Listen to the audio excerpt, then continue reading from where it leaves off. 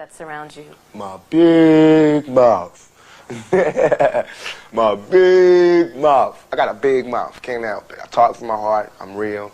You know what I'm saying? Whatever comes, comes. What it do, man? This your boy Benji, man, and we back with another bang. Today on the list, man, we doing something a little different, man. Like a storytelling type stuff, you know what I'm saying? It's KTS DRE versus HERBO. It's a Chicago war story, man. Y'all already know HERBO. Successful rapper out of Chicago, man. He came out with the G Phazos. He the reason people saying it.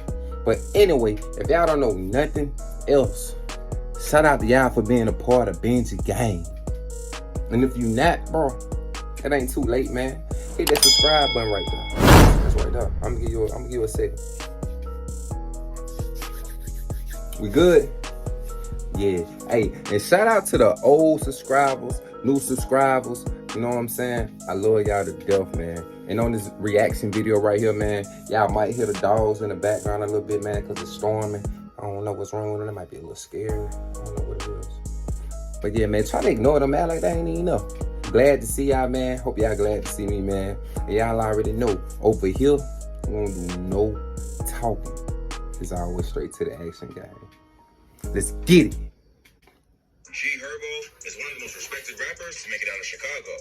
But before rap, Herb was also active in the streets and had beef with another Chirac savage, KTS DRE, who was shot 64 times outside of Cook County Jail.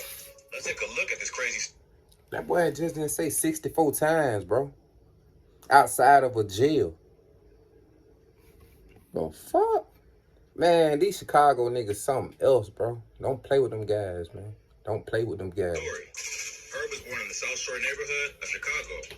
He grew up on 79th Street, an area that was full of crime and violence. To keep him from getting into trouble, his mom made him go down to the local youth center after school, which is where he first linked up with Lil Bibby.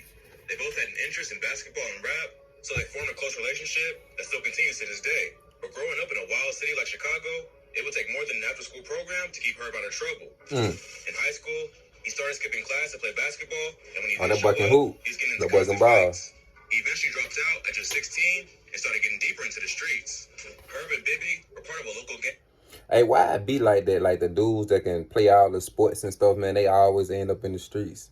It's crazy, man. It's crazy. All the athletic people, they always end up in the streets. And now to this day, man, it's like the basketball players want to be rappers and the rappers want to be basketball players. It's crazy. Athletes, not just basketball players. Called No Limit, which is a renegade set of the Black Peace Stones. No Limit will form an alliance with the renegade set of the GDs called the Muskegon Boys and form a larger group called NLMB, which stood for No Limit, Muskegon Boys, or Never Leave My Brothers Alone. Both of these groups were renegades, which meant that they didn't follow the rules and share the same beefs as the other gangs they broke off from. Plus, they had beef with almost every other gang in the city. One of their main ops is the GD set called KTS, or Kill to Survive. KTS DRE was a rapper affiliated with the gang who's from the Lakeside neighborhood. His whole family was affiliated with the GDs, including his father Vinny and his brother Lil Vinny. KTS would not only beef with NLMB, they would also beef with several BD sets as well, including O-Block and 600. The beef between KTS and NLMB all started after the death of an affiliate named Paris Bassett, aka Lil Pez. Pez was killed back in March 2008 in the Grand Crossing neighborhood. He was found on the sidewalk with a bullet in his head on the 1300 block of East 72nd Street around 11 p.m.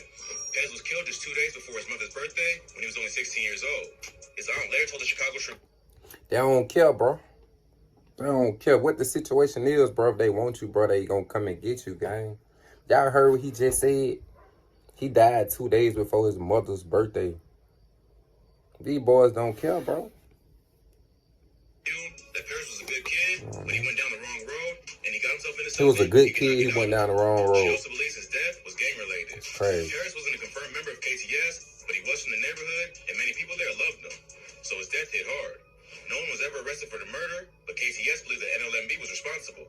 So, after that, it was an all-out war, and both KTS DRE and his brother Vaughn would start applying pressure to NLMB.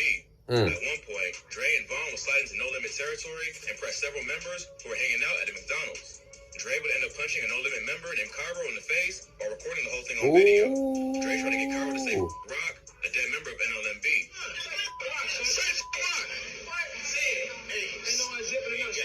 He ain't going for that. But Cairo refused to back down. Yeah, he wasn't going for that.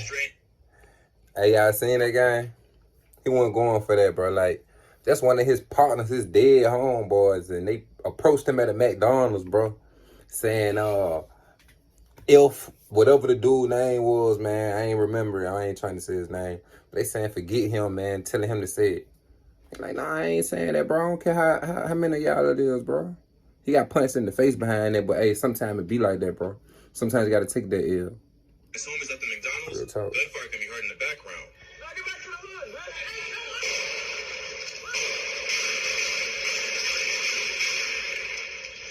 Oh.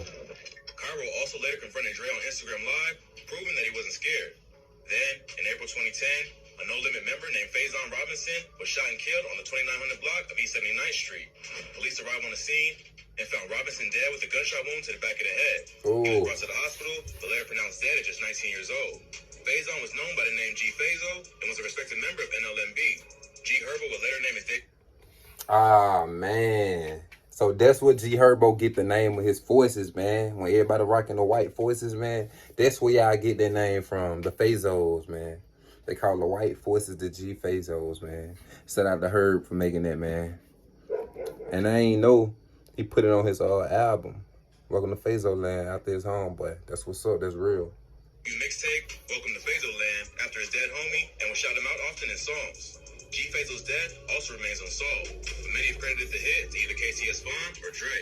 The following year, KTS would strike again and take out another NLMB member named Jacoby Heron, aka Kobe. The 21-year-old was killed outside the same McDonald's on the 2400 block of East 79th Street, where Dre punched that same McDonald's, bro. Was another well-loved member of NLMB. That same McDonald's. This was a major loss for the game. In an interview with Sway in the morning, Herb said that he was with Kobe celebrating Bibby's brother's birthday right before he got shot. He told Sway, we was together. We was outside, like 4 in the morning, on the block chilling, shooting dice, all type of stuff. He just pimped off. He was always the type to not ask someone for shit. We got 5 cars out there. He ain't asked for a ride. He lived a couple blocks over, just walked off, and we heard shots go off. Like a lot of shots. We go to the scene, and I see my homie dead. Herb will go on and name his third mixtape, Ballin' Like I'm Kobe, in honor of his dead friend. No one was ever arrested for Kobe's murder either, but the word on the street is that it was KTS Vaughn and Dre. The rumor would basically be confirmed after KTS Dre dropped a song in 2015 called Kill to Survive, where he can be seen rocking a jacket that says "F your dead homie" on the back, along with a bunch of dead members of NLMB, including Fazo and Kobe. Bro, the ops really didn't do that, bro. The ops really ain't get that disrespectful, bro. Bro got all his dead ops on the back of his shirt. Come on, man. That's wicked, bro. That's wicked, bro. That's crazy. After that, NLMB would even the score and take out KTS Vaughn for his wild disrespect. On June 23rd, 2015, Vaughn was standing with a group of people outside a house on Ellis Avenue, just south of 75th Street, when 2 men jumped out of an SUV and started shooting into the crowd. Vaughn was hit and pronounced dead at the scene, being only 21 years old. Like most murders in Chicago, Vaughn's killer was never found. But an NLMB member named Choppa would post a video online dissing Vaughn the day he died, leading many to believe that they were behind the murder. But before he had a chance to slide for his brother, KTS Dre would be arrested for a gun charge and would spend the next 3 years behind bars. Also, around that same time, G HERBO's career would really start taking off after the success of his hit track, Kill Shit with Lil Bibby. Herb and Bibby would ride the wave of Chicago drill. I'm gonna say this real quick. These dudes be so young, bro. And I feel like the Chicago scene, man, like, they glorify the killing, shooting, or whatever. I believe he was trying to be a rapper or something. I might be wrong. I think he was just trying to get a big buzz. The 21-year-old dude, yeah, Vaughn, I think he was trying to be a rapper or something, man, and he just got caught up. You know what I'm saying? When they get too deep, my nigga, you can't run from it, bro. Your past gonna come and hunt you. I think that's what happened with him, bro. It's sad, bro. You can't make it to 30 years old, bro. Come on, man. Gotta be better than that, man. That shit crazy, man. Let's get it, though. While establishing their own sound. So even though the beef between KTS and NLMB still continued in the streets, the beef between Herb and Dre would be put on hold while Dre was locked up and Herb was working on his music. Even after being released for the gun charge, KTS Dre would continue to get sent back to jail over the next few years for charges that included child endangerment, domestic battery, and drug possession. He can't get right. He was caught with a gun again and sent right back to Cook County Jail. Dre was at a gas station when two cops saw him and started grilling him. When they looked in his car, they saw a pistol by the driver's seat. Dre tried to get away by jumping in the car and speeding off, but the officers were eventually able to stop him, and he was arrested for possession of a firearm as a convicted felon and resisting arrest. He was able to post bond, but was put on house arrest to await trial. Then, in January 2021, another NLMB member named Lil Greg would be killed in a broad daylight hit while getting his haircut at a local barbershop. Greg was inside the Studio 19 barbershop on State Street when a gunman walked in and shot him in the face, then escaped in a Volvo SUV. Greg was brought to the hospital, but later pronounced dead at just 24 years old. All of his homies' deaths hit hard for HERBO, but Greg's was possibly the worst. The two had known each other since they were just kids, and Herb said that Greg was like a brother to him. A man named Christopher Mosley was later arrested for the Man, imagine being a celebrity, bro, and you gotta listen to everybody getting killed, bro. All these phone calls, because you know you're not around. All these phone calls you're getting because this person died, that person died, this person died. That's on hit home, man. Like, that's crazy, man. Like, HERBO, he a strong dude. He a strong dude for that, bro. Like, a lot of people, they probably wouldn't even know how to react or, you know what I'm saying, keep going after something like that, but he's still going, man. Never told. Police pulled him over in the Woodlawn neighborhood, driving a vehicle that matched the description of the getaway car. Plus, they also discovered a .40 caliber Glock on him, but he was later released due to lack of evidence. Mosley's affiliated with the Pocket Town set of the GDs, a gang with ties to KTS. KTS Dre later claimed that he had nothing to do with Lil Greg's death, but he also didn't care because he was still a knot. Dre also used Greg's death to taunt members of NLMB, often telling them on social media, go to the barbershop. I need to see the bomb. So I need to see my bomb before. No. At that point, Dre was still on house arrest for the gun charge he caught back in April. He was only allowed to leave his house for a few hours each day to run errands.